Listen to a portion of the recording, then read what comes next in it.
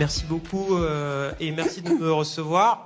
J'ai pris cette opportunité pour parler d'un sujet qui nous touche tous et je passe après beaucoup d'innovations qui vont étayer beaucoup de mes propos. Pourquoi le développement durable ? Parce que ça devient un problème supplémentaire dans un cahier des charges déjà chargé pour les professionnels de santé. Et ça semble souvent être un problème assez distant. On a le développement durable qui est engendré par des causes qu'on voit très très lointaines, mais qui sont aussi dans le quotidien des soignants. L'augmentation et la diversification des populations qui peut vous être exposées, la supply chain mondiale qui vous amène les produits qui servent à vos soins, le réchauffement climatique qui amène ou fait voyager des pathologies et les déserts médicaux. Petite parenthèse, j'ai un autre pitch que je fais souvent en montrant aux gens que le réchauffement climatique est probablement l'une des prochaines causes de désertification médicale. Parce que les conditions de complexité et la diversification des pathologies et même de certains agents pathogènes va probablement décourager la prochaine génération de soignants si jamais on ne fait pas quelque chose. Mais pour revenir aux priorités d'un soignant, si on prend les cas de dermatologie thérapeutique, on a deux priorités qui s'en sortent, c'est le quotidien. Il y a déjà suffisamment d'opérations, de cas particuliers, de cas d'anxiété, de complexité de pathologie. Et tous les facteurs qui semblent un peu systémiques, un peu loin, n'apparaissent que comme un fardeau. Et ce fardeau, c'est quand même quelque chose à ne pas ignorer, parce que lorsqu'on analyse les trois, d'après plusieurs études, les trois causes responsables d'un ralentissement ou des problèmes systémiques dans l'industrie, il y a des problèmes réglementaires, on a des problèmes de fourniture de matières premières pour tous les produits qu'on utilise, et on a, entre autres, mais c'est d'autant plus pertinent pour les produits utilisés sur la peau, des problèmes de chaîne de froid.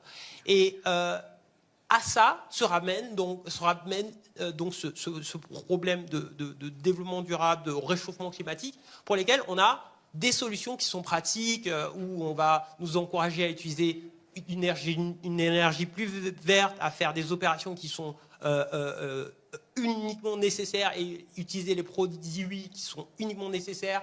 On peut utiliser des ingrédients locaux, on peut prendre un peu plus la diversité en compte. C'est un palier de solutions extrêmement dur. La bonne nouvelle, on y viendra plus tard, l'intelligence artificielle peut y aider. On a vu une partie des solutions parmi les projets et les startups qui ont été présentés aujourd'hui. Mais là où je pose, en tant que personne qui fait de l'IA depuis 13 ans, avant même que l'IA soit cool, là où je mets beaucoup d'espoir, c'est sur le volet de prévention. Parce que là, ce sont des chiffres qui englobent le monde de la santé dans son ensemble, mais la proportion reste vérifiable. L'IA, bien intégrée dans le quotidien de tout un chacun, c'est quelque chose qui pourra réduire de moitié les émissions de gaz à effet de serre de toute l'industrie. Pourquoi ? Parce qu'on arrivera à prévenir plus efficacement, à sauver des vies, à éviter des opérations qu'on n'aurait jamais dû faire. Pourquoi ? Je détaillerai, mais je vois vraiment, et je ne suis pas le seul, beaucoup de mes pairs voient vraiment une extension de l'impact du soignant dans le quotidien de tout un chacun. Ce sera un nouveau rôle que l'intelligence artificielle peut permettre via plusieurs biais. Mais il y a un vrai biais prévention à prendre en compte lorsqu'on parle d'intelligence artificielle.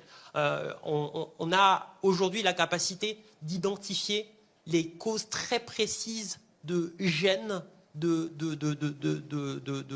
tumeurs qui se constituent de manière insidieuse. Et on a aussi la possibilité de personnaliser un parcours de vie simplement en combinant un diagnostic qui aura été fait par un praticien et les contraintes au jour le jour d'un patient. Évidemment, combiner à ça toutes les technologies de médecine personnalisée, du diagnostic à l'intervention, on arrive à quelque chose qui est beaucoup plus efficace sur l'impact que l'industrie peut avoir sur les émissions de gaz à effet de serre, sur les consommations d'énergie et sur finalement une industrie plus propre. Si pardon. Je me suis trompé de bouton. La technologie pour les technos, voilà, les cordonniers mal chaussés, vous connaissez. Si je devais parler de cas un peu plus précis technologiquement, le but n'est pas de faire. Je voulais vraiment pas faire de la pute de Bioelevate. On a la chance d'avoir un stand. Beaucoup d'entre vous sont venus nous voir. Merci d'ailleurs. Mais si je pouvais vous donner les raisons pour lesquelles je suis très optimiste. Sur un cas, là, je n'ai pas le droit de le montrer parce que la publication sortira bientôt et si je vous parle trop de du truc, je crois que je vais me faire taper sur les doigts par Florence, ici présente. Mais le premier cas de Drug Discovery qui nous a vraiment donné beaucoup d'espoir vis-à-vis de ce que l'IA peut faire pour le futur, c'était en fait sur une pathologie en dermatologie, je crois que je n'ai pas le droit de le dire, mais sachez que le système a été capable de faire en 15-20 minutes le travail de chercheur en dermatologie qui représente pour toute une unité d'INSERM 3 à 5 ans, avec de la précision, une précision comparable. Si on arrive à ce niveau d'efficacité, c'est quelque chose qu'on peut généraliser dans probablement toutes les interventions et tous les cas d'interprétation complexes, parce que là, il ne s'agit pas de remplacer l'être humain, il s'agit d'aller à un niveau d'interprétation qu'aucun praticien ou aucune unité de soins ne pourrait même oser imaginer pour un seul patient. Imagine un traitement de luxe pour chaque patient. C'est aussi ça, amener de l'intelligence artificielle.